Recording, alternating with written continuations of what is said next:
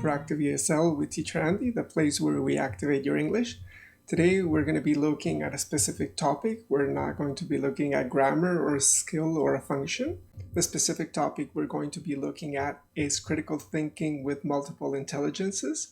Don't worry if you have not heard of the term multiple intelligences before, but I think right now the reality that we are facing, the COVID-19 reality, as well as other problems that we're facing as humans, can really show us that we are not the best at solving problems. Now, in reality, problem solving or critical thinking is constantly taught in university level or in ESL courses, but something is amiss, something is going wrong, because we live realities which are even more problematic. Now, some may say that because we have this problem-solving ability, now we're going to solve COVID-19.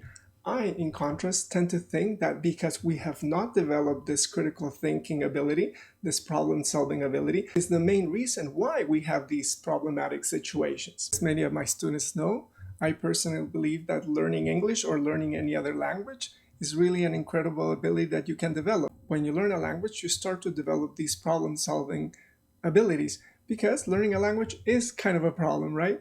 Learning English is not simply about passing an exam or getting a certificate, but more importantly, I believe, the way that you learn a language shows you in different ways the way that you can actually become great at solving problems. Now, we need people that learn languages so that we have these situations that appear in our lives, not only in our country, but in our own personal lives, so that they have the ability to actually face them in a way that by thinking outside the box, being creative in terms of finding solutions, or even preventing that they come about. Usually, this kind of ability is taught at the university level.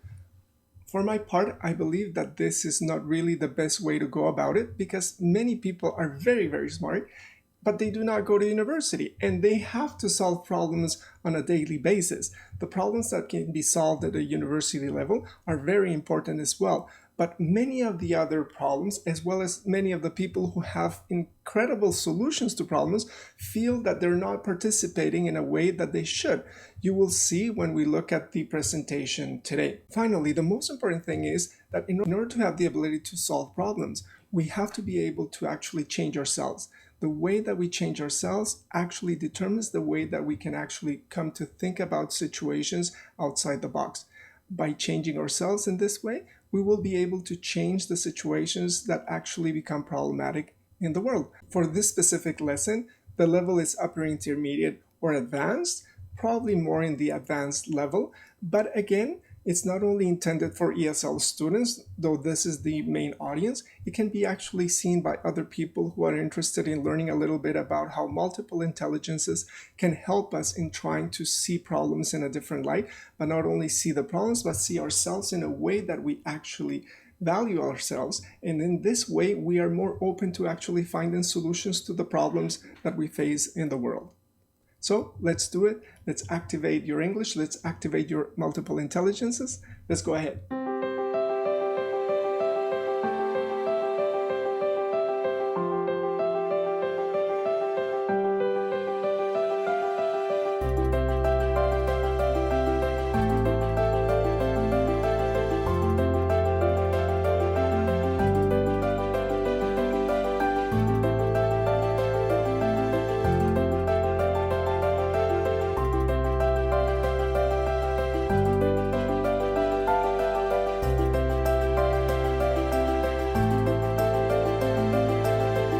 Let's go ahead and start. Remember, our topic for today is critical thinking and multiple intelligences. Now, for this specific topic, as you can see here, we have different colors because, as you will see, we usually think of intelligence as being one thing, but maybe through multiple intelligences, we can actually activate different forms and different kinds of intelligences that different individuals have, specifically different kinds of learners. Perhaps you might not think you're the most intelligent in terms of mathematics, but perhaps you're very intelligent in other ways.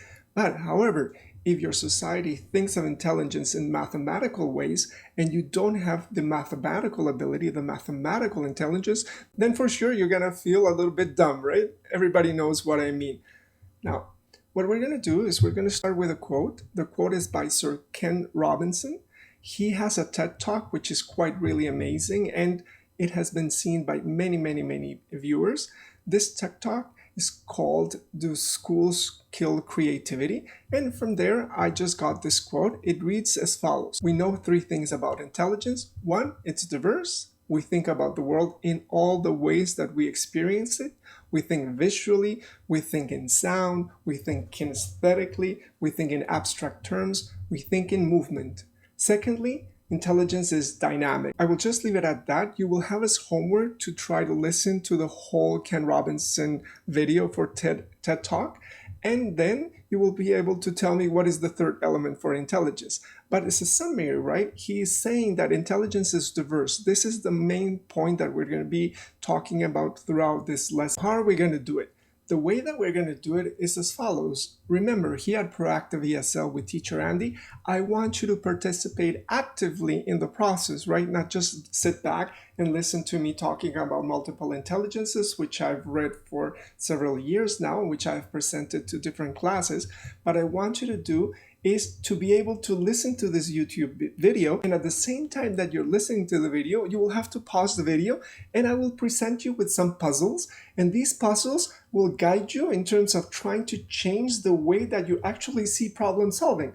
What's the point of me telling you, giving you a lecture about problem solving, if you yourself do not change the way that you see yourself in terms of solving problems? Now, to find a solution, I'm just absolutely sure you have to change yourself. For the most part, there are many emotions within you that do not allow you to see and do not allow you to find the solutions for a specific problem, be it personal or be it more practical in the world. So we're going to work with different exercises so that you have a feel. It's going to be difficult because through YouTube, right, you will have to pause, you will have to think about it, then again restart the video. But I want you to do it because I want you to be actively engaged in trying to see how you activate different multiple intelligences, okay? So first we're going to see different puzzles. After we see these different puzzles, we're going to just have one video and one reading to give you an idea of what is the point in terms of trying to find solutions and thinking outside the box. Then after this, we're going to look at multiple intelligences more directly. There are several multiple intelligences, so we cannot go in depth into all of them, but I've created some exercises for you. And finally, because what I'm telling you, I really believe very firmly that in order to find solutions, you have to have yourself found solutions to different situations in your life.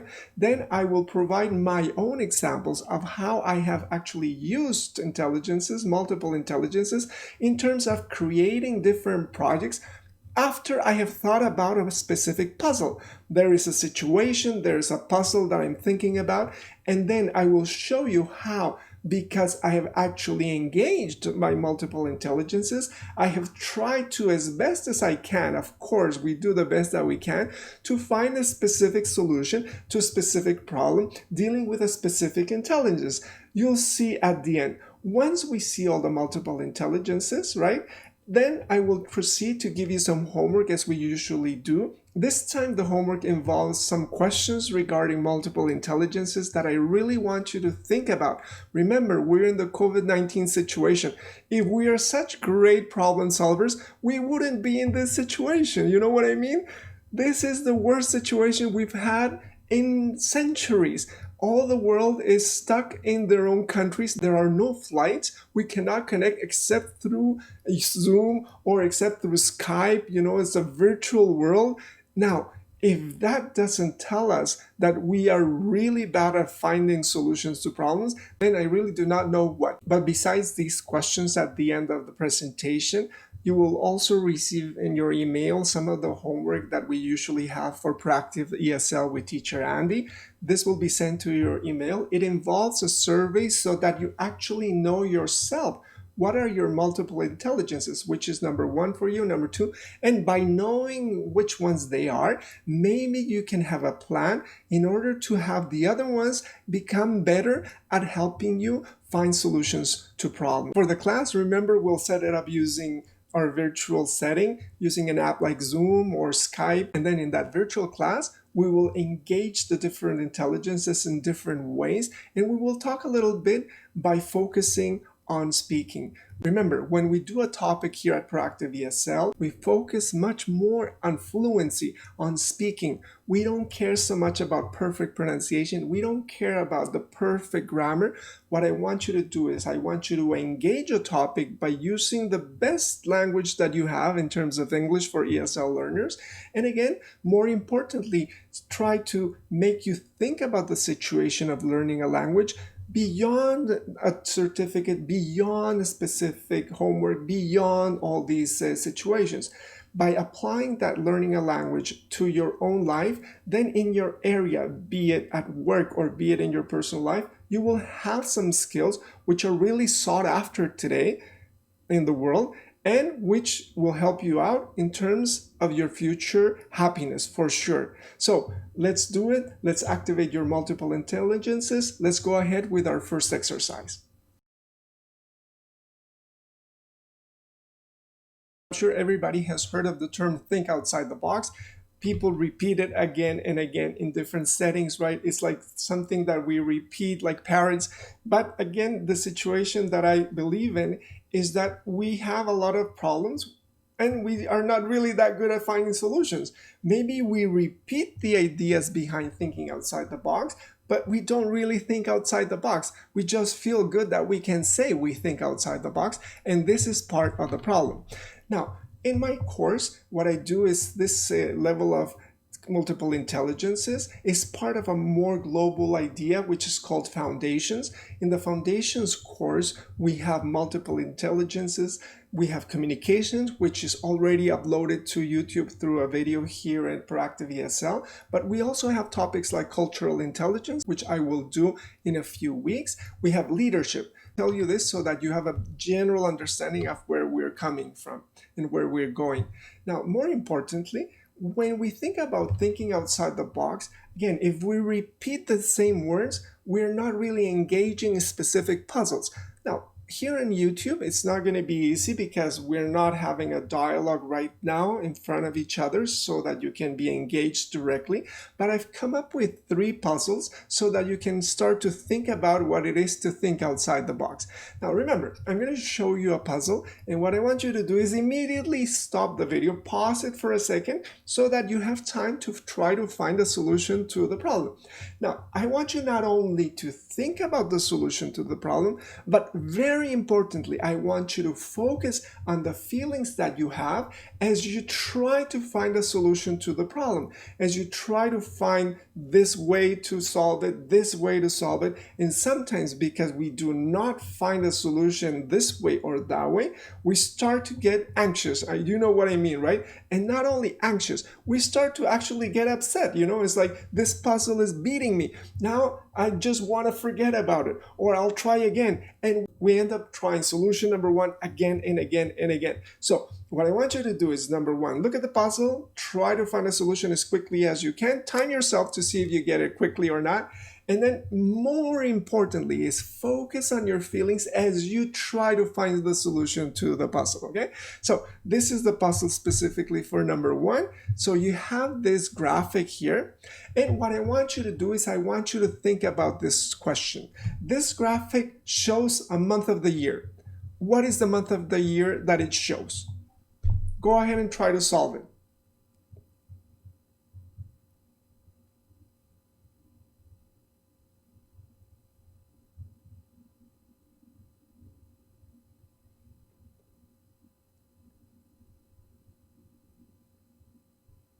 So how was it? Were you able to solve it really quickly? Were you not able to solve it at all? For sure, the idea is that we have a situation like this. We try to imagine a solution to a specific problem. This is not a life-changing problem for sure, but it will show us a little bit about what is going on as we try to find solutions to problems. Now, if you see clearly, the month that it says there in the graphic is July. Can you read it? Yeah, did you see it? Now, how do you do it? You do it by actually dividing the graphic in 2 and by splitting it in 2, and then suddenly you find the solution. You just becomes obvious that it's July, and then you step back and you look again at the whole graphic, and it's like, oh my God, it's hidden. Something hidden there for you to find. But if you're not relaxed in terms of trying to find the solution, and you get upset very quickly and you get angry at yourself because you cannot find the solution, then it becomes worse and worse because you won't be able to find it at all, right? So great, this is exercise number 1. Exercise number 1, the month of the year is July. Very good. Number 2. So for number 2, what I want you to do is this. You have a box with 9 dots. For this box with 9 dots, what I want you to do is I want you to connect all 9 dots by using 4 lines. Now, using the 4 lines, do it in a paper, right? Because that would be best for you. And use a pencil or use a pen. And the most important thing is, as you use the pen, you cannot lift the pen from the paper. You have to trace the lines, 4 of them, by using the dots. And with just 4 lines, you should be able to connect all of the dots present. There are 9 dots which you have to connect, okay? So again, pause the video, go ahead and do it in a piece of paper, and try to connect them the best way that you can. Finally, remember, the most important thing about this exercise is that while you're trying to solve the puzzle, at the same time, I want you to focus on the feelings that you have in terms of finding a solution to the puzzle or not. Go ahead, pause the video, try to find the solution.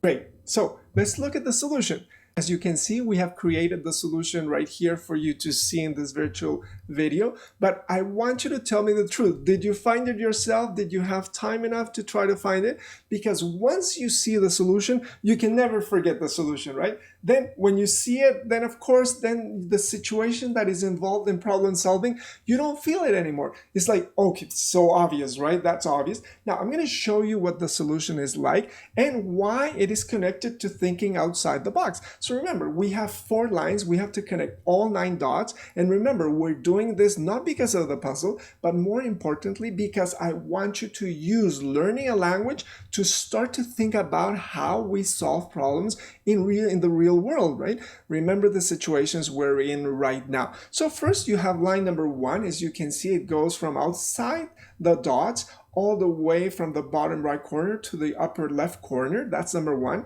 And then we have number 2. And this is the trick. I mean, the trick, but again, it's fair. Because the idea is this line, instead of just going to the final dot on the upper right, it continues. It extends beyond the point, right? Beyond the dot. And then that's the trick.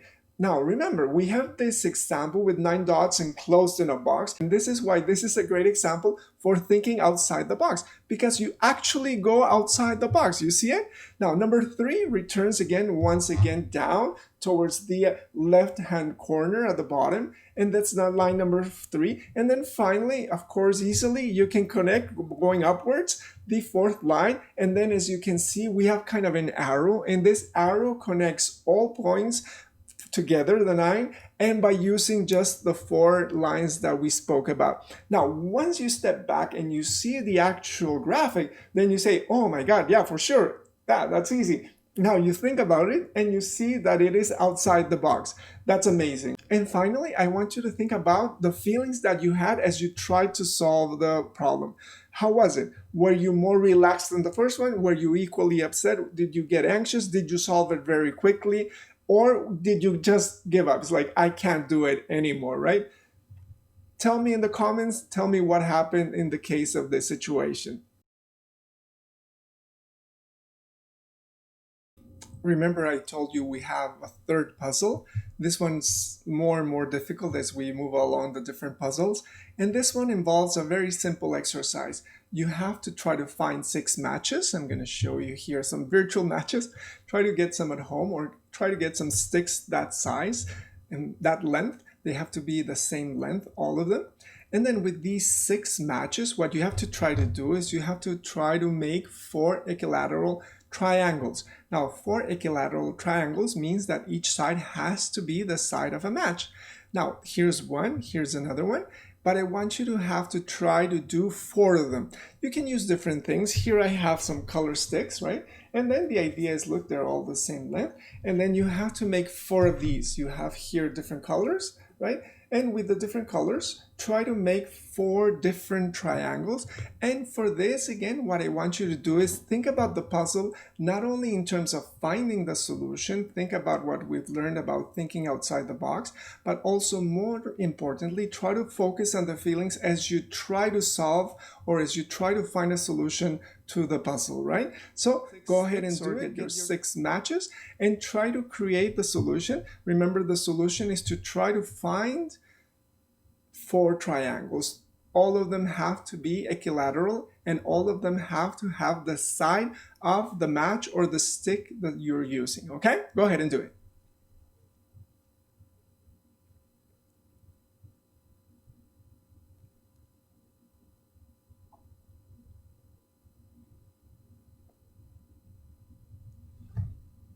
Okay, how was it? So I'm going to show you the solution, but again, if try the best that you can. Here we go. We have the triangle that I showed you. So here we have, again, 3 of the matches, and here we have 3 sticks left or 3 matches left. What you do, it's very important, is try to make the triangle, and then you use the other matches or the other sticks in a very special kind of way, and then you just create over here, you put them together, 1, 2, and then with the other one, the green one, you create a pyramid, right? You see, you got the 2, and then you have the 3rd one.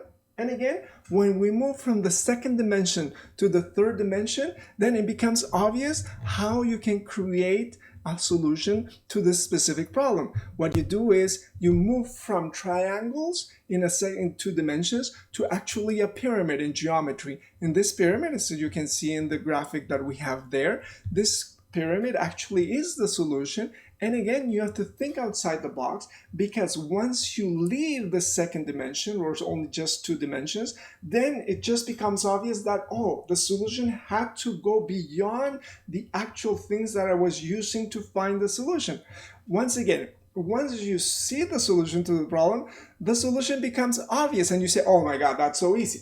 But what I want you to do is not to think about the solution, but what I want you to do is think about the state of mind before actually finding the solution. When you're actually confused, remember, when we learn a language, most of the time we're confused, right? We are afraid to speak. We don't know what to say. That's why I love learning a language. And this permanent situation of trying to find a solution to the puzzle is the most important way, by focusing on it, to actually become better at solving problems. Why? Because the more we can identify what elements are there, for example, my anxiety, my anger at not finding a solution, by just focusing on one specific solution. So I go and I make this triangle and I make the other triangle and I try to cut it in half, right? And I go like that and I say, oh my God, forget it. And I throw everything to the floor, right? And I give up. Now, if we're able to suspend that and we're able to just hold on to be able to focus our energy into trying to think outside the box without panicking, knowing that we might not be able to find a solution, then that way we'll be able to become better problem solvers. Now, of course, the whole point of this lesson we're doing today is to connect this problem-solving ability, which is not easy to have, with the actual use of multiple intelligences. That's the way we're heading, and I hope that you enjoy the way that we're proceeding to be able to connect this problem-solving to the actual use of multiple intelligences as well. Okay? Go ahead, let's move on.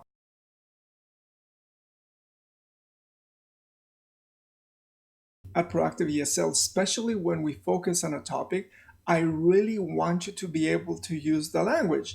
It doesn't matter if you make a lot of pronunciation mistakes. It doesn't matter if you make a lot of grammar mistakes. Whatever your level, be it upper intermediate or advanced, just come up with the best ideas that you can in terms of a specific question, and do so without thinking that much. Don't sit down, write it for half an hour, and then prepare it, and then finally come up with an answer. You see, that's the way of finding not the best solution to different problems. Let go a little bit, because for speaking English, the best way to find the solution is by speaking, right? If we prepare, we're preparing for a presentation, but for speaking, we try to do it so that it becomes more natural to do so without so much preparation. Now, for all the different topics that I've done before, I usually set up a set of questions. Here we have different questions. What I want you to do, for example, for number one is, who do you believe is really intelligent and why? Choose one person you know and one famous person. And remember, what we usually do here at Proactive ESL is you have your phone. It's really an amazing machine because it can record your abilities in terms of speaking. But not only that, you can set the timer for 1 minute. So what I want you to do is I want you to do both things. First, set the timer to 1 minute. If you're advanced, set it for 2 or 3 minutes if you want. And then when you are able to start the timer, try to record yourself at the same time so that you can hear yourself in terms of trying to find an answer to the specific question.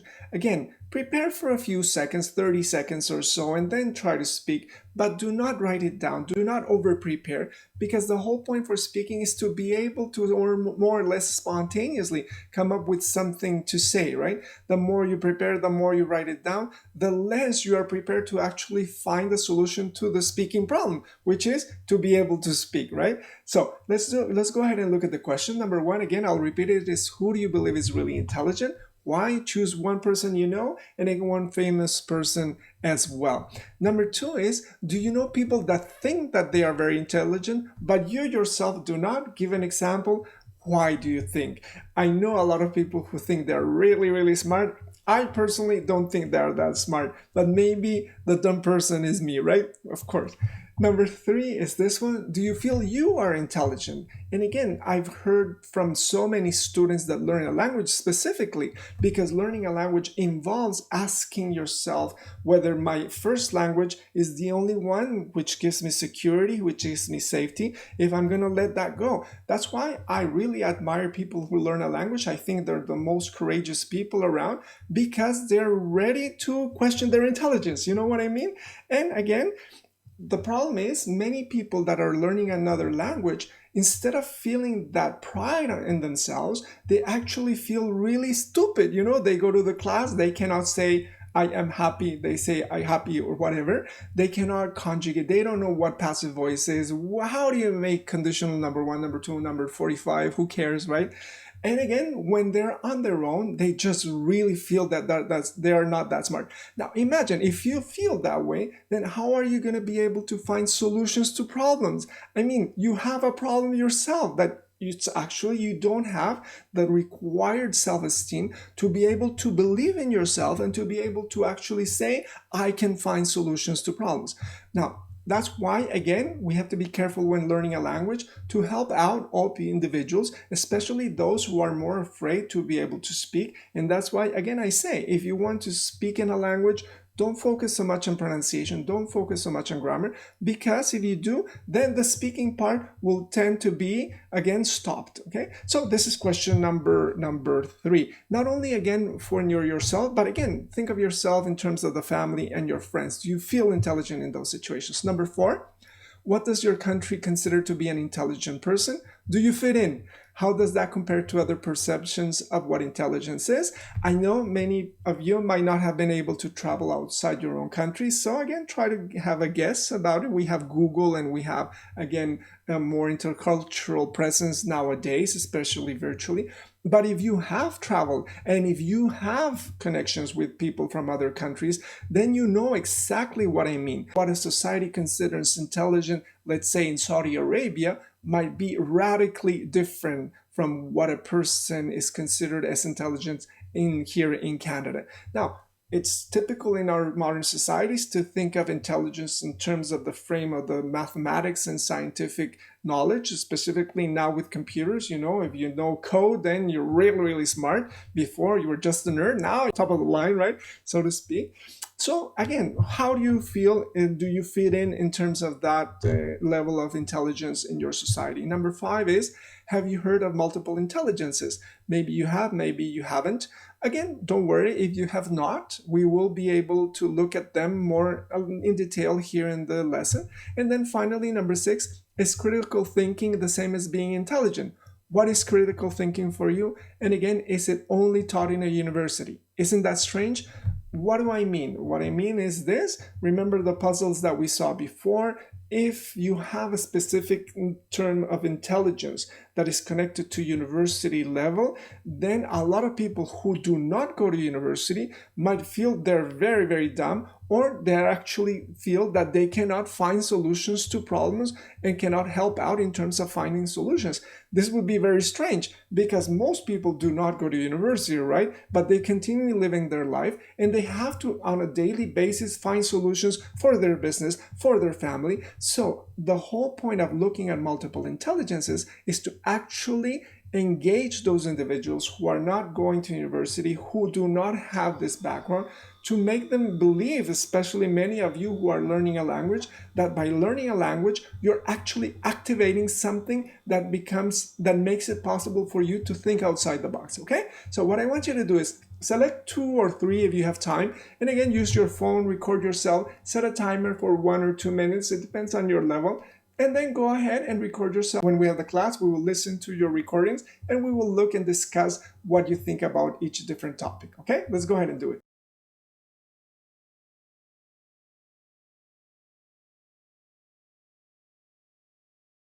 As usual, I try myself to answer one of the questions so that you believe that I actually engage myself. And the thing is, I have not really prepared it at all.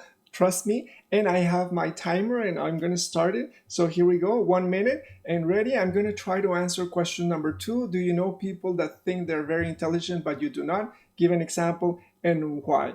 Here we go. Let's start. So yes, indeed, I do believe that there are people that think that they're very, very smart, but I myself do not share that opinion. And the main reason is this. Because of my background in the humanities, you have to really learn to be very critical of yourself, but also of the way that we learn about thinking and about intelligence. When you hear these situations, for example, the situation presented by Socrates, which is very famous, he mentioned to us that we only know that we know nothing. And this very famous sentence, we only know that we know nothing, really sticks into our mind when we study humanities. And it teaches us that the more you learn about something, perhaps the less you know about other areas. And the more you learn about something, it means that there's so many other areas that you really have not really engaged with. So I really believe that nowadays, many specialists think they really know quite a lot, but actually what we need is more a holistic kind of intelligence. Now, you can hear my timer, right? It just went off and it's 1 minute. Again, as you can see, I did not prepare anything. I'm going to stop it. Now, I did not prepare at all. Okay, here we go. Now I stopped it. Here we go. Now it's been stopped. So I did not prepare at all. And what I want you to do is exactly the same thing. I want you to engage with your phone and I want you to try to do it for 2 or 3 questions. Again, go ahead, let yourself go, because remember, what problem are we trying to find a solution to? The problem that we're trying to find a solution to is your speaking. If you focus on pronunciation and if you focus on grammar, you won't develop the ability to speak in another language. Here we're talking about English. And what we need for you is to actually feel so good that you actually engage yourself by letting go and finding the specific solution. What is the solution? By letting go, you think outside the box, you don't over prepare it, and then you just prepare the phone and go ahead and say whatever you want. You know what? Nobody's listening to you except yourself. So what do you got to lose, right? For our next exercise, we have a short reading. I want you to really do it because, again, remember, we're trying to understand what happens in our mind as we try to find a solution to a problem. And I believe many people think that the solution to a problem is arrived to by actually working at grinding it, working at it. And again, that's why people get so upset and angry all the time. And it would be very strange if our life as problem solvers were one where you were so unhappy that we're just, again, hitting yourself against the rock, okay, there you go. That's what life is all about. That's the way we'll find solutions. By thinking outside the box, perhaps we will reconsider what it is we have to do in order to be able to find a solution to a specific problem, be it your own personal problem, or more importantly, trying to find a solution to problems outside the world. What is our problem right now? COVID-19. Again, I have to emphasize, if we were such great problem solvers, we wouldn't be in the situation right now where the whole planet is actually stuck in their own bedroom and in their own houses, right? So let's look at it. The reading is, this one is Thinking Outside the Box, a reading. It's from a series for ESL books called Touchstone. Touchstone is really amazing. It's one of the most beautiful series. Why? Because it really takes to heart that the way that you actually learn and use a language is by actually looking at the way that the language is used. Many times when we learn English, we learn a lot of grammar and we have a lot of exercises. We complete the grammar, we see passive voice. Remember the video we have uploaded to our YouTube channel. And then we work and we work and we work on written exercises. Again, Touchstone sees it very differently. It really actually focuses on the way that passive voice is used in real life by native speakers. And this reading is actually from one of its texts, the more advanced text.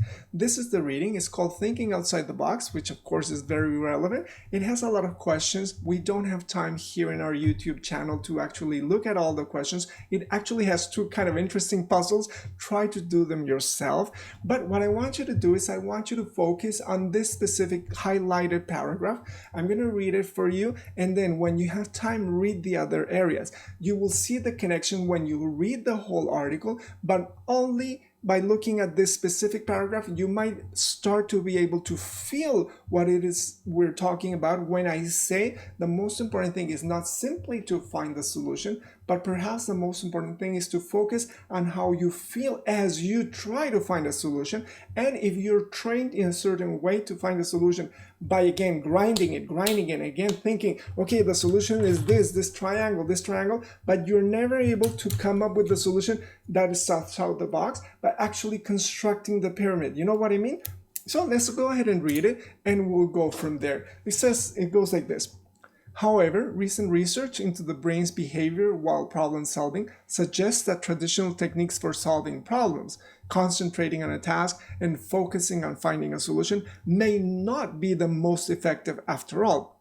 What might be more significant is simply inspiration, that sudden aha moment when the solution to the problem appears. Again, read the whole article. I know this is an ESL reading because this is a course and this is a channel for ESL students. If you are a philosopher, again, good, me too. I've read Aristotle and all these different guys. But here we're trying to focus on people that are not humanists, who have not had those readings. And by focusing on this touchstone reading, perhaps we can start to, again, liberate many people in terms of actually believing that they too can find solutions, not only for themselves, which is the most important thing. Of course, we want to be happy in our lives, but actually find solutions to the problems outside in the real world. Right now, I'm sure you have to find a solution as to how to engage your house in terms of your children actually listening to school right through Zoom, and at the same time you're in the other room trying to do your work. The best thing we can do is to actually really become better problem solvers. Again, in this quotation, what we learn is that perhaps the models that we have for finding solutions may not actually be the best. Perhaps those aha moments when we actually see the pyramid, right? Remember when we saw it, you say, oh yeah, I know. When you actually see the 4 lines when they go outside the box, when you actually see, oh, that says July, right? For the exercise we began with, then you actually kind of say, wow, I see it. But the process to be able to see it may be forgotten if you actually just go ahead and say, oh, that was easy, right? No, focus on what you were doing in a wrong way, perhaps concentrating so much all the time that you were not able to find the actual solution. You were again cutting the triangles, putting the lines here, instead of thinking, perhaps I should move from 2 dimensions to 3 dimensions, right? One of the ways that I really believe we can become better problem solvers is by actually looking at people that are really great at finding solutions to problems that sometimes people do not even see, right? Again, one of the possibilities to look at the TED Talks, again, they're filled with people finding solutions in creative ways by thinking outside the box, by believing in themselves as, again, possible solvers of different puzzles. And again, one of the examples that we have here is a specific situation which involves syringes. Now, I really want you to watch this video. Usually we will try to do it with shorter videos because we don't have as much time here in YouTube. But this one, I want you to listen to it fully. Why? Because again, it talks to us specifically in some situations related to our COVID-19 situation right now, in terms not only of the actual situation, but also in terms of the differences between more developed countries and much less developed countries, and the problems each faces in different ways. Now, what I want you to do is look at these three questions. What makes this person so intelligent? Give four unique qualities. Can you summarize the four basic steps in the process for his solving a complex puzzle? And could you find a solution to that specific puzzle? Sorry. And could you find a solution to that complex puzzle? And finally, do you see any connection to the COVID-19 reality? Now, remember, once we see the solution at the end of the video, you might go, well, that's obvious. But again, the question is, why did this man really actually become engaged with that situation? It's a situation you will be shocked. It's just common in many underdeveloped countries. Your mindset will not be able to provide you with the situation in which you can actually engage to find a solution to a problem like this. So let's go ahead and listen to it. It's about 4 minutes. For upper intermediate students, I have actually included the subtitles in English so that you can actually follow and not be worried about having to understand everything, because what we want is not simply for you to focus on, do I understand the language? Do I understand the language? No, what we want you to do is to actually focus on, okay, I understand the language, even if it's with subtitles right now, because we have to try to focus on the other problem. This is a topic, this is not grammar, this is specifically not a function. So what we want to do is we want to use the language to actually look at the topic, which is solving problems by using multiple intelligences, okay? So let's go ahead and listen to it, and here we go.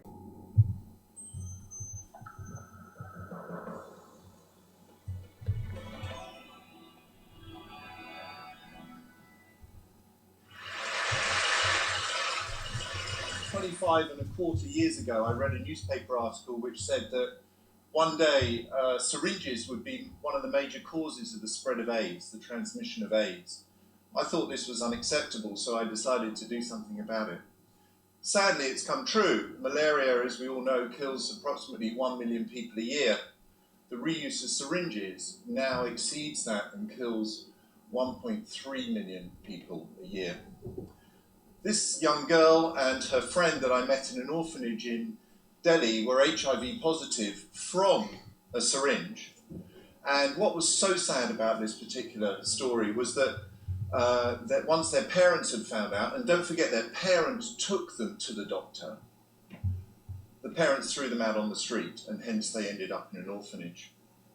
And it comes from situations like this where you have either skilled or unskilled practitioners blindly giving an injection to someone, and the injection is so valuable that the people basically trust the doctor, being second to God, which I've heard many times, to do the right thing, but in fact they're not. And you can understand, obviously, the transmission problem between people in high virus areas.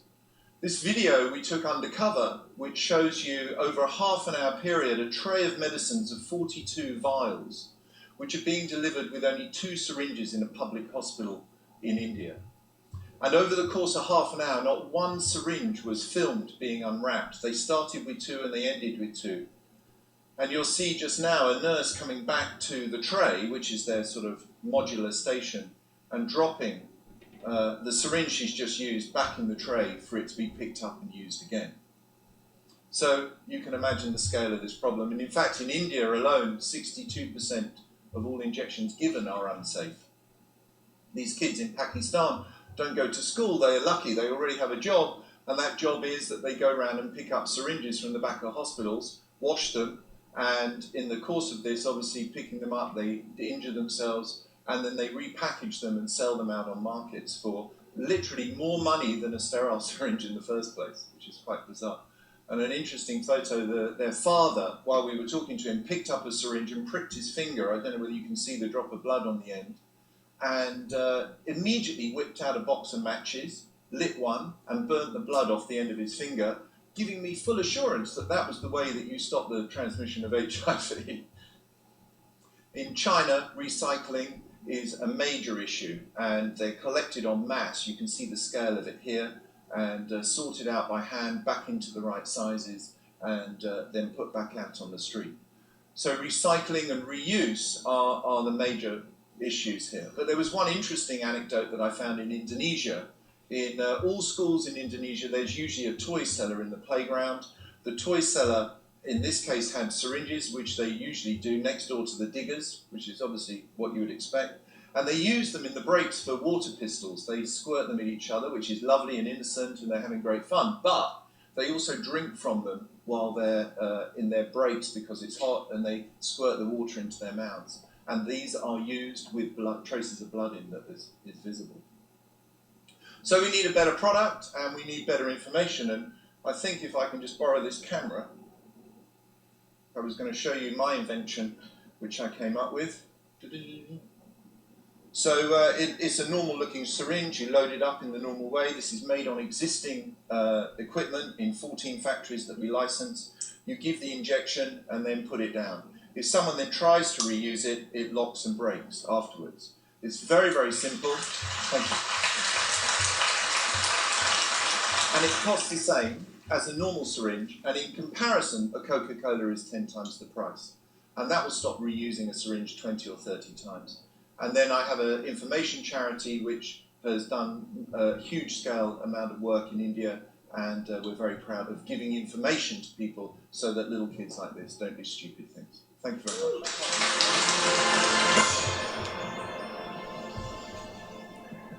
So, do you know what I mean about thinking outside the box and trying to find practical solutions?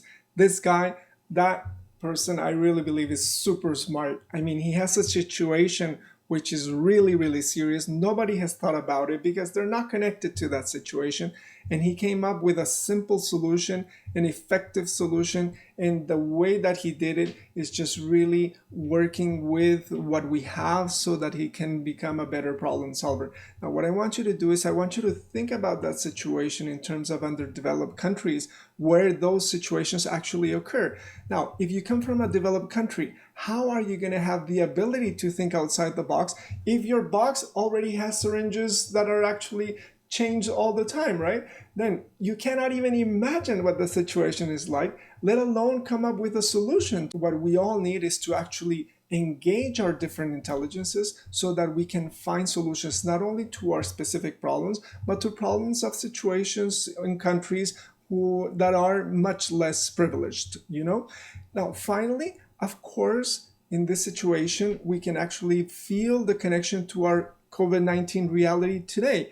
It is a similar situation. Can you imagine us trying to use the same mask? Can you imagine this situation? So it is such a tough situation that even the brightest minds are having difficulty trying to find the PPE equipment for our doctors, the PPE equipment for our nurses.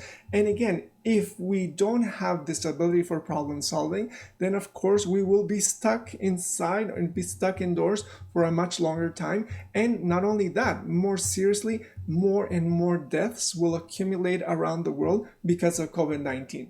Please, again, do the exercise. Try to look at the 3 questions, try to answer them, try to record yourself on the phone. And again, prepare yourself in terms of finding 4 steps to finding a solution to a problem that you know, to a problem for which you are an expert. And that way we can all contribute to trying to find and become better problem solvers. Okay? Great.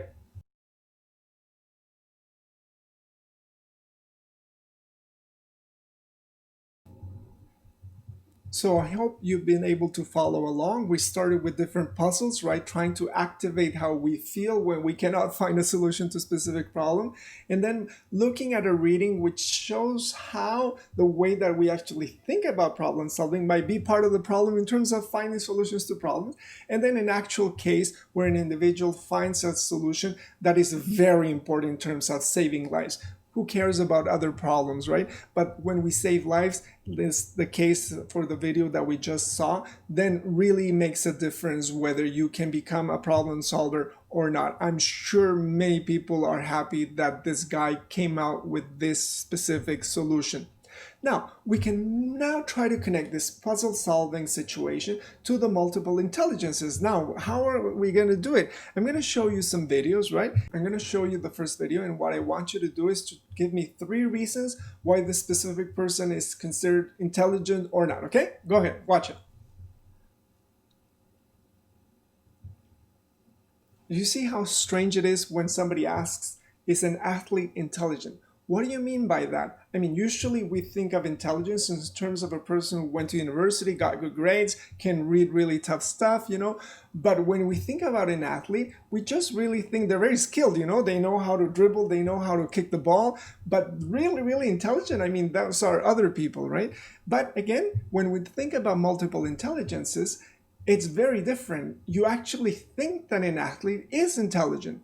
It has a specific kind of intelligence. This is called the bodily or kinesthetic intelligence. So here we have an example, and we're going to start looking at them and how multiple intelligences can make us think outside the box specifically about what intelligence is all about. Now look at this second video, right? What makes this person intelligent according to your own ideas?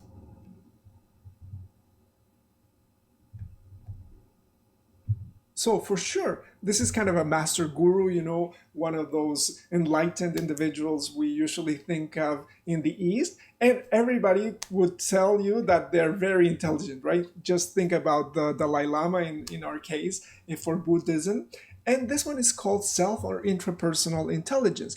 Now, again, when we try to ask what are the reasons these people are intelligent, it is not easy to actually make explicit, to put into words what makes that intelligence actually intelligent. So what we're going to do is now we're going to start looking at the specific intelligences so that you have a grid in terms of the different intelligences. And not only that, so that you yourself are able to know what are your basic intelligences, which ones are your best, which ones are your worst. And that way, by actually modulating the different ones, you can actually become a better problem solver, not only again for your own situations, but for situations around the world. Let's get started. To recap, we started by looking at some puzzles, some simpler puzzles, some more guided towards mathematics and geometry to help us out in trying to understand the way that we feel when we solve a puzzle. And we started by looking at trying to think outside the box. Remember our 9 dots? By looking at how we kind of get stuck when we try to find a solution to these different puzzles, right? When we try to think differently, we first have to try to change the way we approach the puzzle or the problem. In that way, we are not always thinking how frustrating it is, right? Rather than thinking of it as a problem, we should think of it as a puzzle, as something that we can discover by actually engaging it. Then we started looking at multiple intelligences in general, asking some questions regarding intelligence. And basically, we try to focus on the idea that learners solve problems in different ways. So multiple intelligences, which we are going to start right now, are ideal in terms of trying to help out people that believe they're not good at finding solutions to problems. Because usually we think in a logical kind of sequence in terms of finding a solution, very binary, right? Again, when we use computers, for sure, when we use math, for sure, but then a lot of people, again, are left out in terms of being a problem solver, right? So the idea is, if you don't have a mathematical intelligence, I think I'm one of those, then you shouldn't use your mathematical skills to try to find solutions. Again, if you do not have, for example, the linguistic intelligence, which a lot of people do, then you have to accept that it might be a little bit more difficult for you to learn a language. It doesn't mean that you won't be able to. It just means that you have to approach it and you have to sort of cultivate that intelligence before you actually feel that you can engage, puzzle that language is in a more positive way, in a more proactive way. So the idea again is, if you feel frustrated learning English or any other language, then you might want to think and see whether you have that linguistic intelligence or whether you have to build it even more so that, again, you don't feel as frustrated as many students actually do when they try to learn a language, especially when they try to learn English, and especially when they try to use speaking abilities, right? As we're doing here for this topic, which is multiple intelligences. Finally, we looked at the example of the athlete. Usually we don't regard an athlete as intelligent just because he can do stuff with a ball, right? So what we did is we started to rethink the way that we really talked about intelligence, and not just saying, okay, did he pass the test in the university? If he passed the course, then he's intelligent. Rather, we started to see the athlete as intelligent just because he is able to do things with his body that nobody else can do. I mean, this is really an amazing ability not a lot of people actually have. What we're going to do is we're going to look at the 8 intelligences, but as usual, Teacher Andy doesn't usually just give you a list, but what I'm going to do is I'm going to give you the names right here. There are 8 of them. And I'm going to give you 8 pictures. What I want you to do again is pause the video and try to connect the name with the actual photo or the actual image that you see. And so that if you're a visual learner, that's one kind of intelligence, then you will quickly connect what kind of intelligence it is with an actual image or a visual representation. Now remember, in our culture, we have our phones, right? And we're taking pictures all the time. So our sense of visual connection is really hyper, right? We're Netflix watching Netflix all the time. So the idea is we really have that ability very developed in terms of our culture. So these are the pictures. So again, pause the video and please go ahead. There are 8 of them. I'm going to read them for you and just connect them on your own to the pictures on the side. Number 1 is nature or naturalist. Number 2 is people or interpersonal. Number 3 is number or logic. Number 4 is picture or spatial. Number 5 is self or intrapersonal. Number 6 is body or kinesthetic. Number 7 is music or musical. Number 8 is word or language. And number 9, I think there could be other ones, but we'll get back to that question when we are ending this presentation. Try to connect the names with the different pictures. Good. I think you would agree with me that actually looking at the pictures helps out more than actually looking at the words, right? Especially if you're an upper intermediate or if your English is not that good, then the picture kind of saves you. So here are the actual names. There you go. You can take a screenshot. I'm going to leave it at the end so that, again, you can look at them one more time. I'm sure you got them all right. And we're just quickly going to look at some examples. For Nature Smart, I just have this example over here where you have a leaf, right? And here you have the Canadian flag. Of course, in the Canadian flag, we have the maple leaf, right? And it's incredible, right? Canadians are actually very connected to nature. Our country is just humongous and it's filled with the most beautiful landscapes all over. Camping is a tradition here. As a child, you learn to camp. There are many camping stores, and other cultures do not even know what camping is all about. But here in Canada, we use the outdoors as a form of really identifying ourselves as connected to the world. This is quite an amazing thing. Maybe think about your culture. Does it connect that way? What does the flag of your country have as an image of representation for what you stand for? For example, we have the idea for Music Smart, and you know Teacher Andy is Canadian and proudly so, but also Colombian and very proudly so. And you know Colombians are very famous. You know Shakira, right? So again, everybody knows Shakira. Everybody knows this tradition in Colombia. Colombians are very musical. They're musically smart. They're incredible dancers. I won't show you right now, but perhaps later on. And the idea is this combination of intelligences, right? You have Canada, where you have this, again, real love for nature, and you have other traditions which are very musical. Don't ask a Canadian to dance that much. Please don't do that. So you understand what I mean, right? Each culture brings something to the table in terms of creating a balance of intelligences. And in this way, by creating this, again, balance or hierarchy, depending on the individual and the way that the person learns, we can actually become much better problem solvers. And remember, it's not so much about a problem, it's much more about a puzzle. The more we see reality or the things we are actually trying to change as puzzles rather than problems, which is kind of a negative connotation, right? Then even from the start, we are much more connected to the actual solving the issue at hand, okay? Now, we're going to move on and we're going to look at 3 of the 8 very briefly. The 3 are specifically 1, the visual, the musical, and the linguistic, and then I'll proceed to give you some examples of my own, okay? The first one we're going to look at is visual spatial intelligence. and we're going to do it by just focusing on three things. First, the main characteristics of the intelligence. Second, some of the activities that are connected to that intelligence. And third, we're going to look at the learning skills so that you can check and see whether you are the type of learner that actually has this intelligence and finds solutions to puzzles by using this intelligence. You know, are you the kind of person who's always asking the teacher to draw something on the board? Do you always doodle something on the paper so that you can again connect stuff? Are you always drawing images? Spatial intelligence becomes very, very important.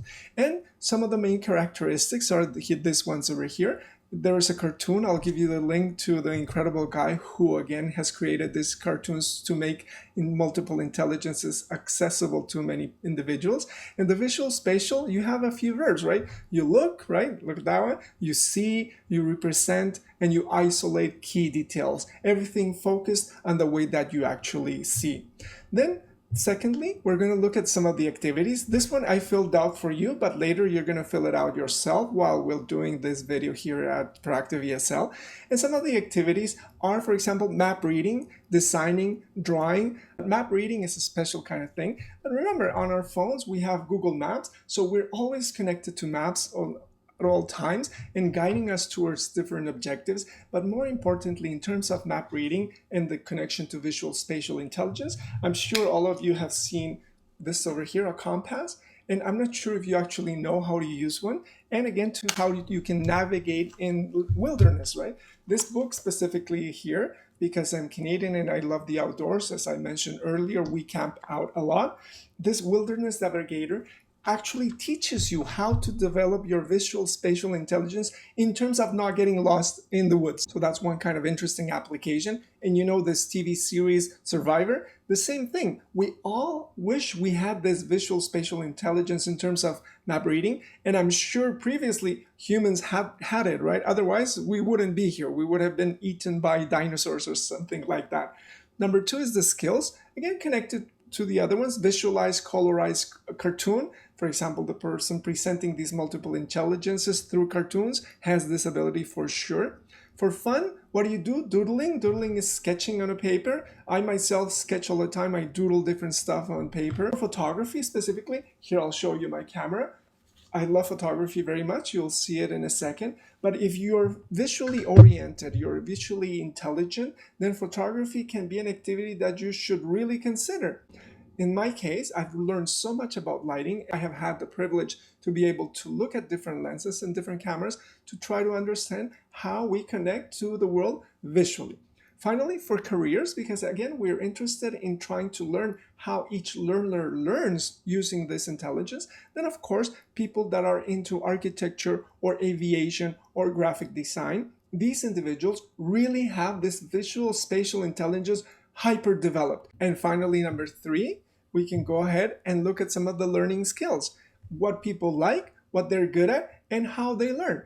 Again, for visual spatial intelligence, we have likes like watching movies, daydreaming, and creating. Secondly, we have what are they good at? Number one is imagining. Again, puzzles, visual puzzles. Remember the example we had with the month for July. I'm sure that if you're visually intelligent, you were able to, again, guess it much more quickly than another person who is more musical. And finally, reading maps, as I showed you previously. Third element is how the person learns. Number one, by visualizing. Number two, dreaming. And number three, you know this example of using your third eye. Using this in English, you say using the mind's eye.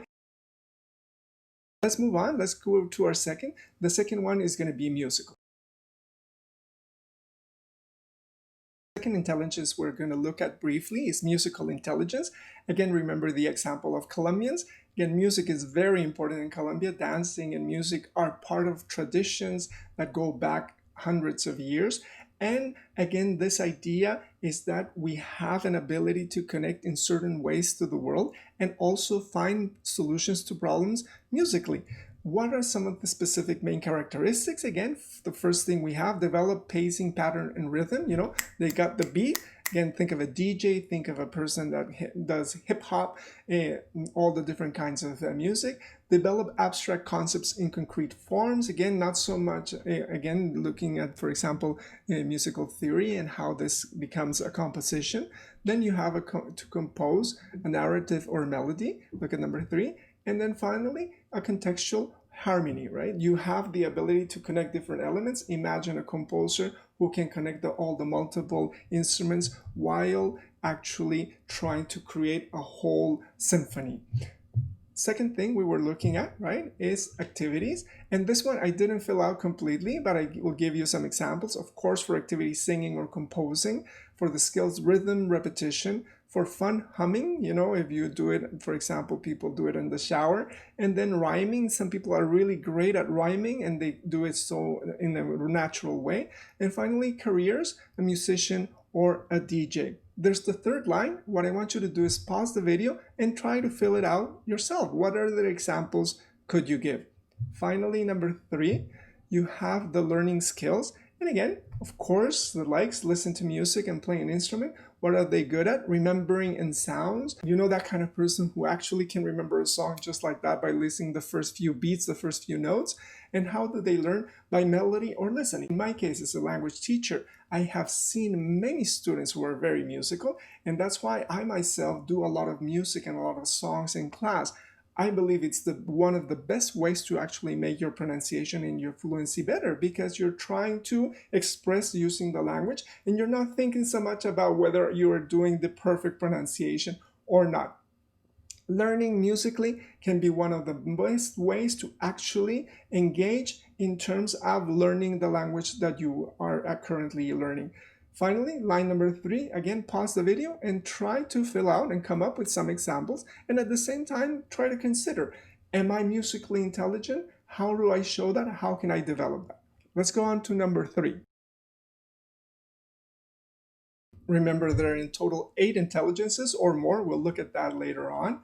But the third one I chose is linguistic intelligence, because remember, these videos on YouTube are usually dedicated to students who are actually learning English. So again, it's very important for you to consider whether you have linguistic intelligence or not. I mean, everybody has linguistic intelligence, but some people have it to a greater extent. And if you don't have it, you should understand that you have to try to develop it in order to have a greater ability to learn the language itself. And so again, among the main characteristics of this one, we have the ability to rhyme, to explain, integrate text and image, and learn to listen.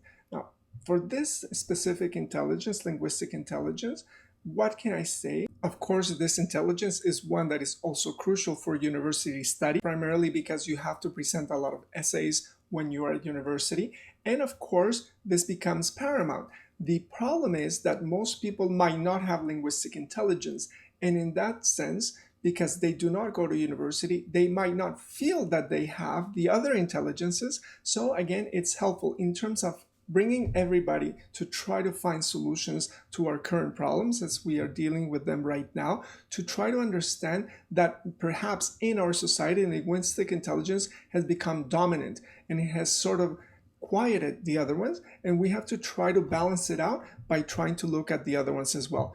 But in terms of linguistic intelligence, we can look at the activities. Now I just filled out the first line for you. For activities, speaking, of course, recording, wordplay, and philosopher. Those people in the subway who are just writing down crossword puzzles. I'm not one of those. And again, for this specific activity, remember that here at Proactive ESL, I already uploaded one video for communication. And again, of course, one of the activities is speaking. So again, try to connect these multiple intelligence session to the one that we did previously with communication.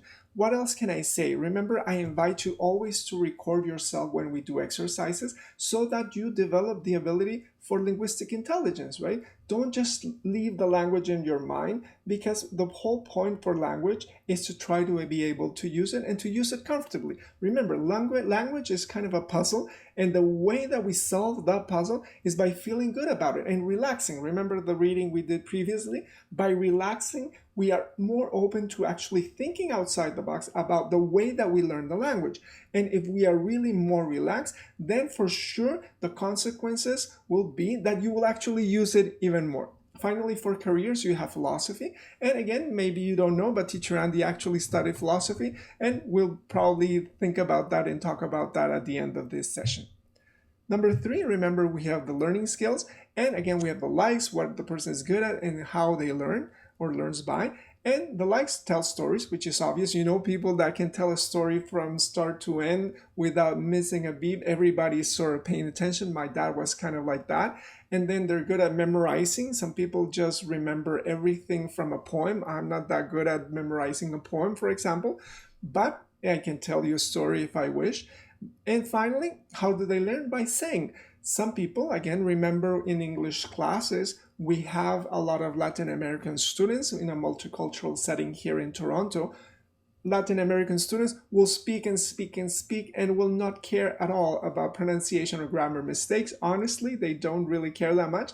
But again, we have other cultures where you will not speak because first you have to be sure that what you're going to say is grammatically correct or pronounced correctly, and then you don't develop this ability to speak.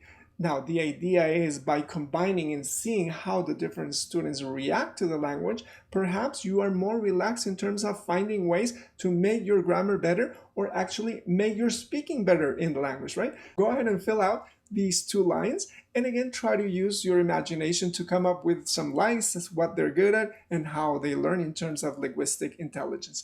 Okay, let's move on. I hope you have a better idea by now of what we mean by multiple intelligences. And now that you know that there are 8 and we've looked at 3 briefly, I will show you here 8 of them. We can't do it right now over YouTube, but you'll have it. I'll take a screenshot. And again, if we do our private class using Zoom, then we'll actually look in more detail at each one of them.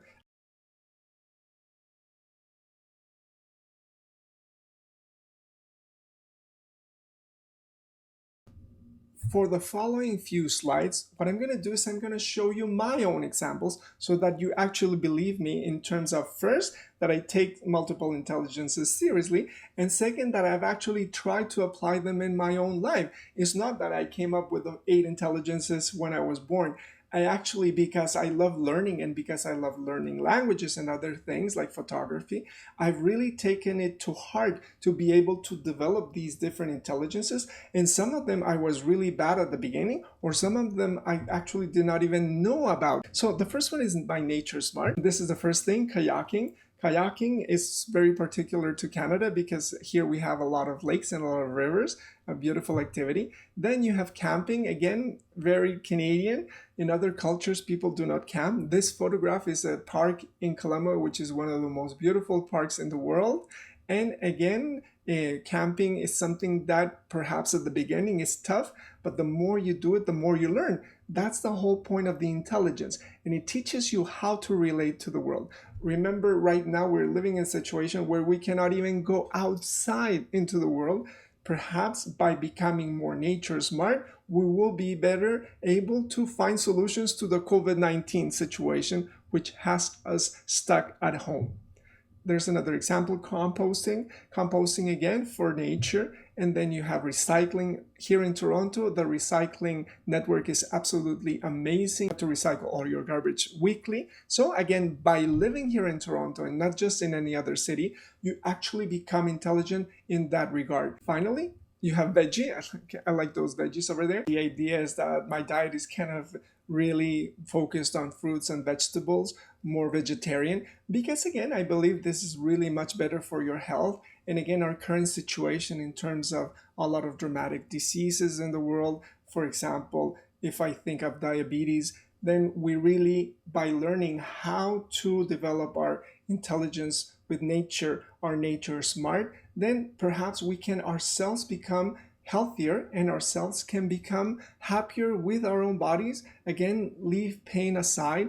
And in this way, we sort of integrate solutions to real serious problems. Think of the example of pain that people suffer, physical pain, and the crisis of opioids here in North America. Let's move on.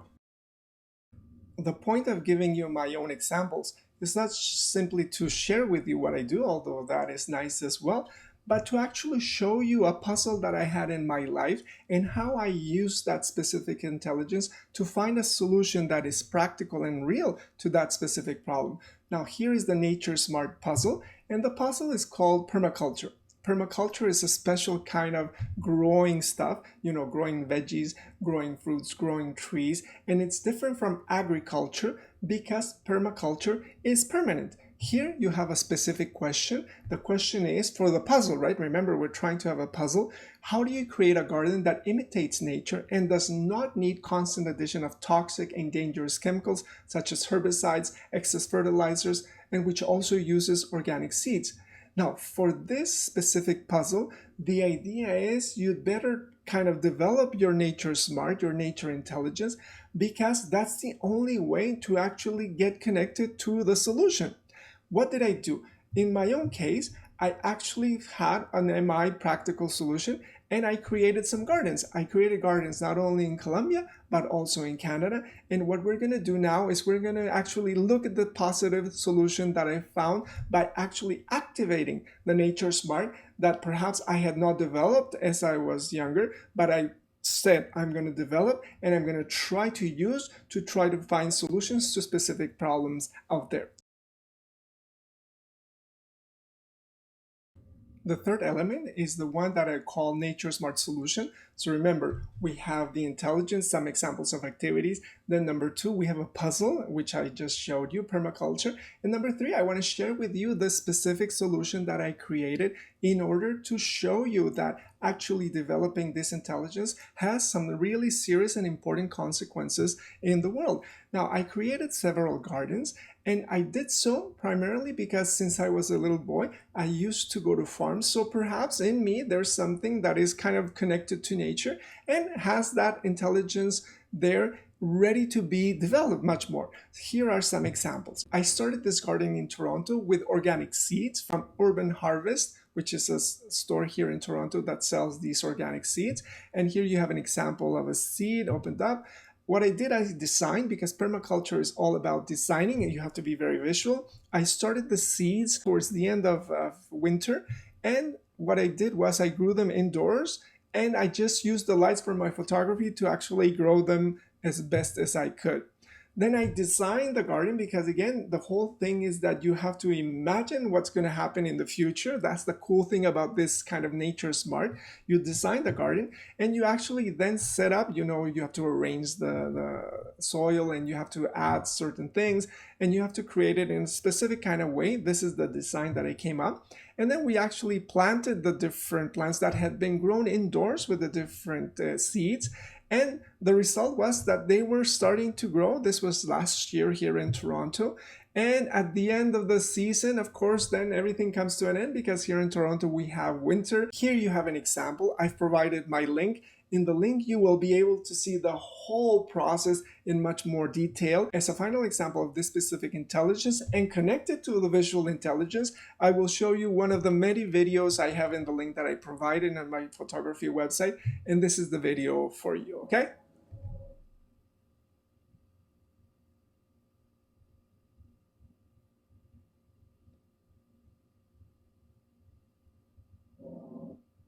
So this is a slow motion video of a monarch butterfly. They come around every year here to Toronto.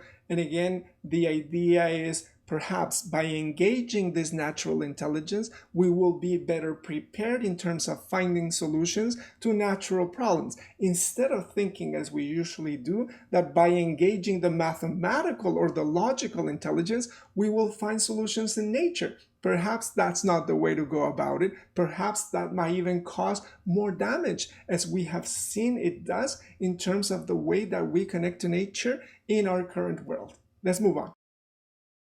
The second example I want to give you is my Picture Smart. And as I told you before, I love photography very much. I started very late in life, but again, I really wanted to try to understand what photography was all about. And now it has become so common that, of course, every day we take pictures, selfies all the time. And we actually now use drones to take pictures at all times of everything that we actually see in the world, right? Which is kind of strange, but we do. For my picture smart, what I'm going to show you some images again for you to actually enjoy and believe me that I actually try to engage that specific intelligence. This is one in Cartagena. This is again is a beautiful crocodile in Colombia. I tried to get as close as I could. Again, a beautiful, beautiful creature. This one over here is an image of graffiti here in Toronto. It will be connected to the puzzle that I will show you in a second. This one over here is, of course, the city of Toronto, in which I have lived for many years now and which I love dearly. This one over here is, again, a nude. Again, the whole point of nudes is to actually learn how to light. And I'm sure right now, if you're trying to do a lot of virtual conversations, you know how you'll have to learn a little bit about how to light yourself in order to be able to present yourself to others, your students or your classmates or your colleagues or your co-workers as well. This is an example for you. Many years ago, 2009, you have this example over here of a castle in Colombia. This is a set of 15 photographs. It took me quite some time to do the whole thing. It was about an hour or so or more. And then I printed it out about 3 meters long. It's kind of a beautiful exercise to do for night photography as well. Finally, here is an example of the first picture that I had. I printed it out huge. I have it here in the apartment.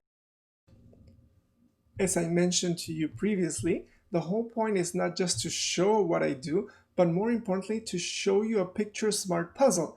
Again, I tried to think of a puzzle and I tried to find a solution by looking at the specific intelligence, which is, again, visual spatial. Or what is the puzzle? Toronto street art. And again, how did we do it? The question was, how do you practically show all the amazing Toronto street art for which the city is famous if it is hidden in the weirdest corners and even lost in time?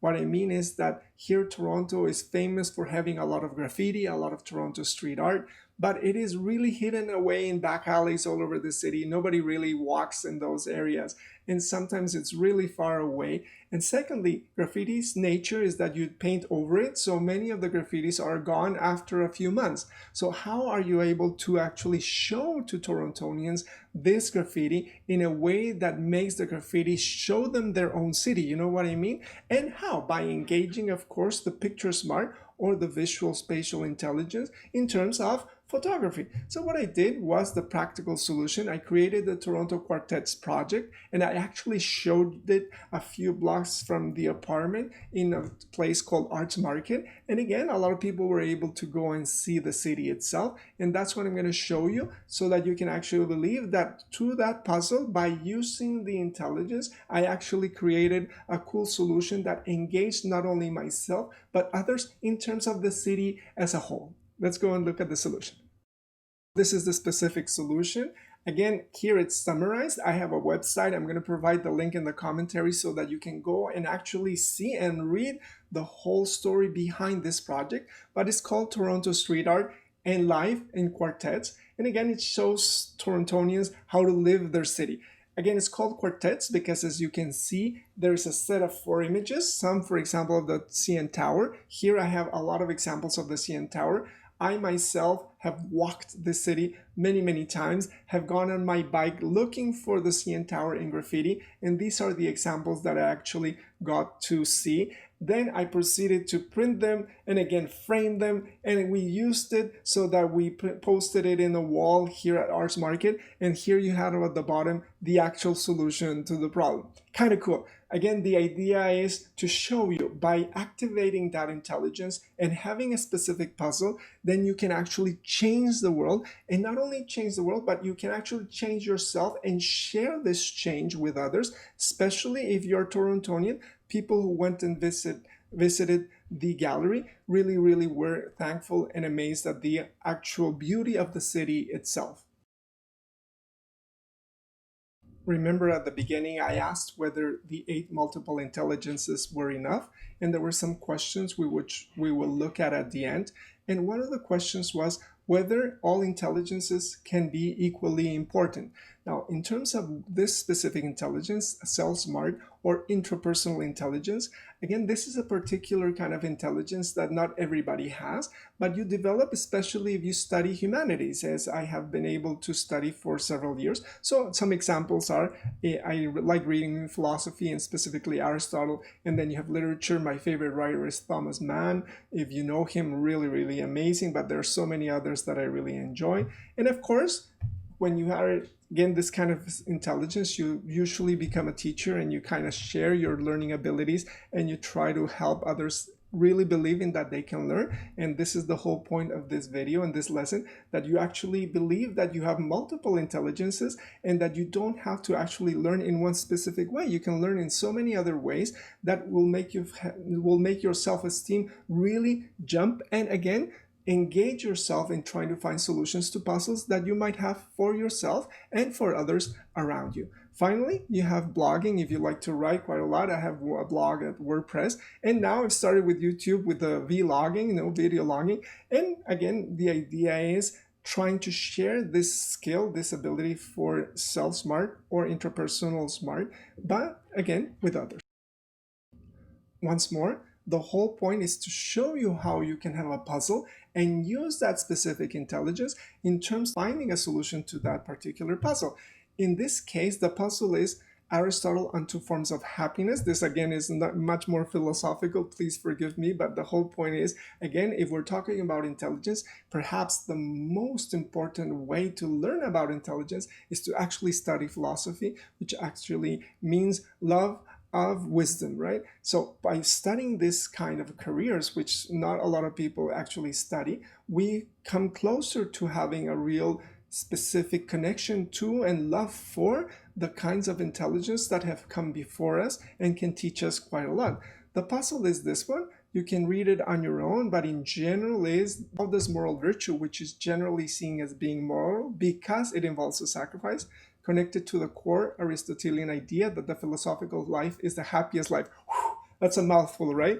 But again, I'm not going to show you the answer, but the solution or the practical solution is the PhD project. And in general, applying this to your own personal life in terms of a learner, right?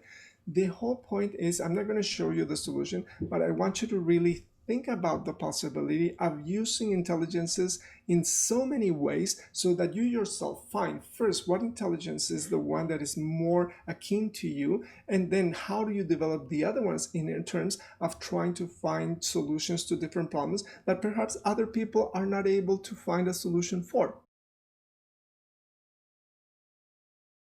We have 8 intelligences, and I have only given you examples of 3.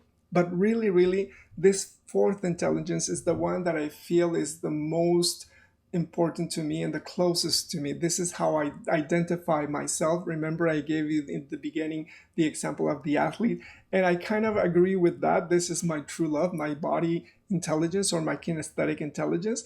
I'm just going to read a quote for you. It's by a coach called Coach Wooden. He has a TED Talk. Very much like you to go and listen to the whole TED Talk.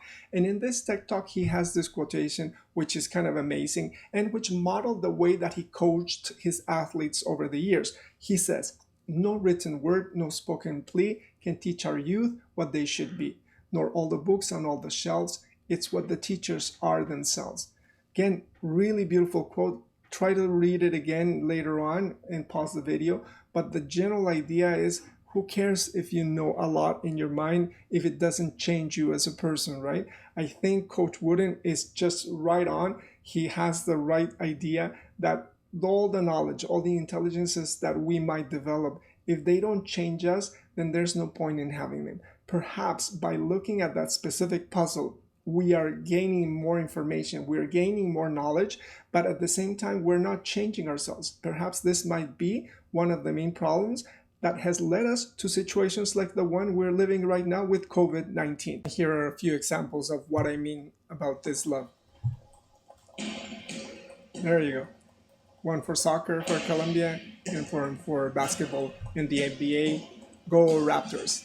Let's move on.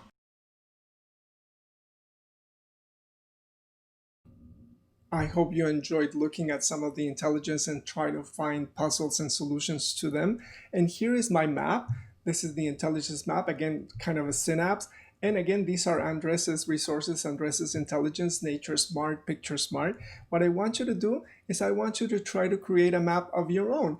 Really try to believe and see which are your intelligences and how you can activate as many as you can. As you saw there, I have the Canadian flag, and here I have the Colombian flag, because I really believe this intercultural learning actually is part of intelligence.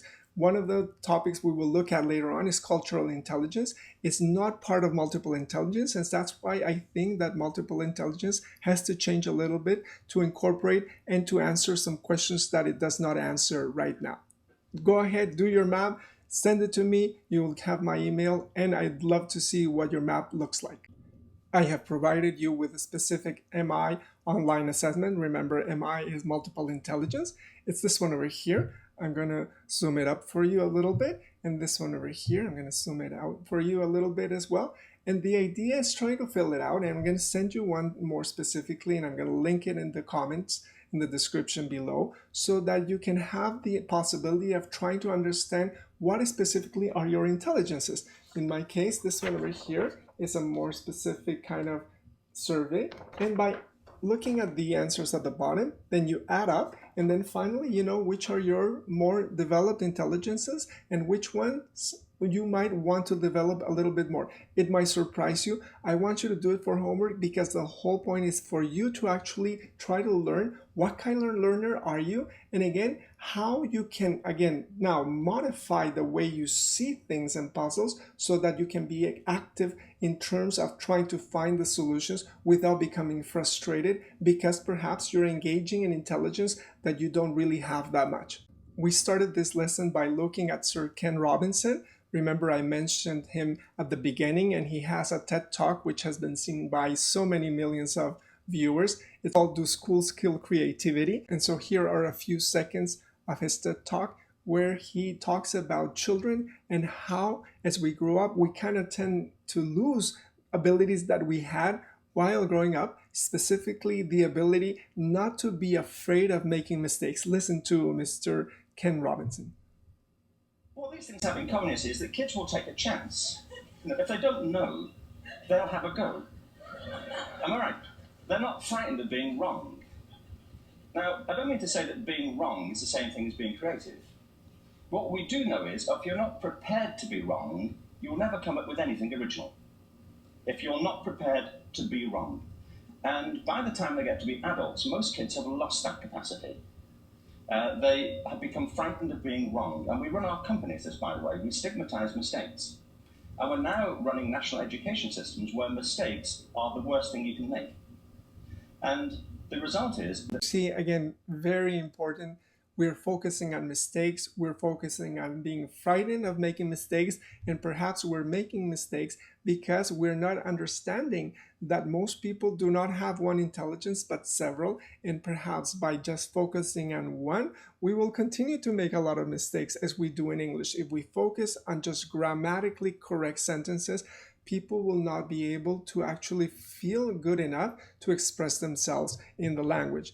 In terms of the in terms of the video itself, remember we connected at the beginning the idea that university intelligence is a very specific kind of intelligence, and perhaps by learning more about multiple intelligences, even though they might have some drawbacks themselves, universities themselves might be able to engage learners in a way that actually helps everybody more, by actually having a pool of people who can come up with more creative solutions. And as you know, people like, again, Steve Jobs quit university. And again, these individuals who are so good, right, at creating innovative solutions to the world, why is it that they somehow feel that the university system is not good for them? A quote from Sir Ken Robinson: the universities design the system in their own image, and the consequence is that many highly talented, brilliant, creative people think they are not.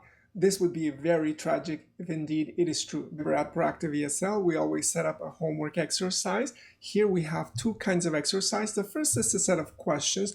I want you to really look at the different questions at home and really take to heart the idea that by looking at multiple intelligences, perhaps we might find solutions to different situations.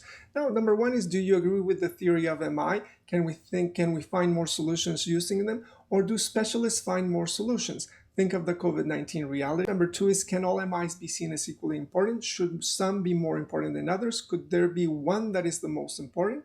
And finally, can you think of other MIs that are missing? Isn't business intelligence very special? How about philosophical intelligence? I mentioned that one before. Or military, or religious, or cultural intelligence, as we mentioned. Also, as part of the homework, you have 3 exercises. As I mentioned previously, go ahead and fill out the survey, the MI survey. I'll provide you with the link.